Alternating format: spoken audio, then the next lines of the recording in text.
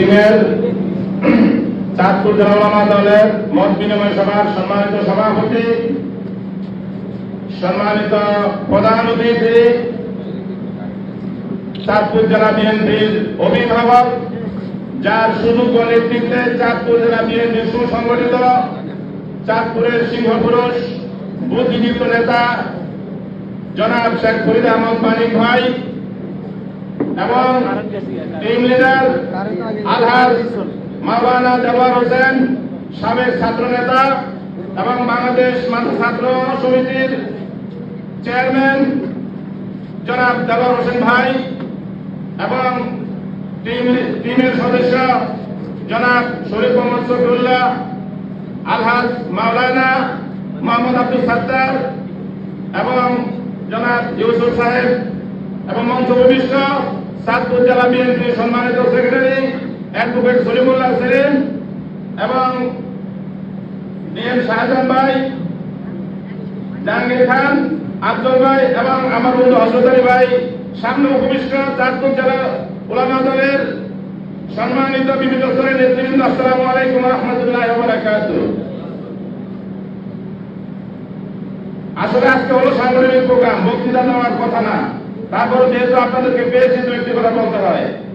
আমি যখন 2001 সালে কেন্দ্রের চিঠি নিয়ে উলামা দলকে প্রতিষ্ঠা করার জন্য চাঁদপুরে এসেছি, তখন আমি এই প্রিন্স হোটেলে উঠে চাঁদপুর জেলার আলেম ওলামাদেরকে ডেকে নিয়ে যে শহীদ প্রেসিডেন্ট জিয়াউর রহমান কি উদ্দেশ্যে উলামা দল প্রতিষ্ঠা করেছিলেন তাদেরকে বুঝিয়ে শুনিয়ে বিভিন্ন মাদ্রাসায় গিয়ে, বিভিন্ন মসজিদে গিয়ে, বিভিন্ন খানকায় গিয়ে, চাঁদপুরের 15টি ইউনিটে গিয়ে আমি আলেমদেরকে মসজিদ মাদ্রাসা থেকে বের করে এনে এই উলামা দল চাঁদপুরে প্রতিষ্ঠা করেছিলাম।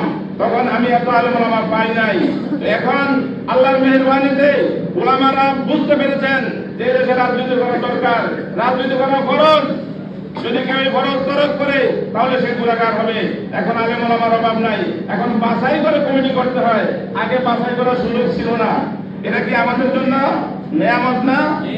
কি বলেন? আলেম ওলামারা রাজনীতি করতে হবে। আলেম ওলামারা যে দেশের শ্রেষ্ঠ সন্তান, তারা কোরআন হাদিসের ট্রেনিং নিয়েছে। অতএব যদি আলেম ওলামারা সেই কোরআনের উপর আঘাত আসে, যদি মাদ্রাসা করে না দাঁড়ায়, ইসলাম রক্ষার জন্য না দাঁড়ায়, কোরআন রক্ষার জন্য না দাঁড়ায়, তাহলে কোরআন হাদিসের ট্রেনিং নিয়ে কি লাভ হলো?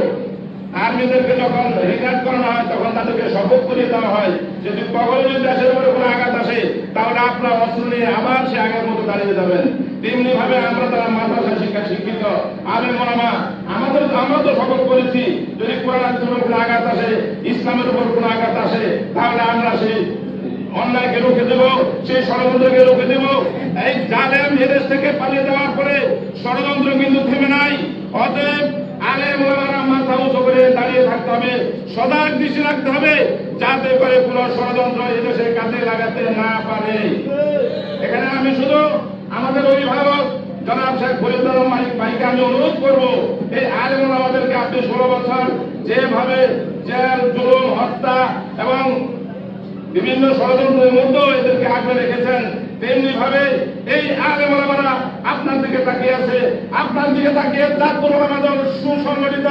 আপনি যেমনি ভাবে 16 বছর আগলে রেখেছেন, তেমনি ভাবে সামনের দিকেও এই আলেম ওলামাদেরকে আপনি আগলে রাখবেন।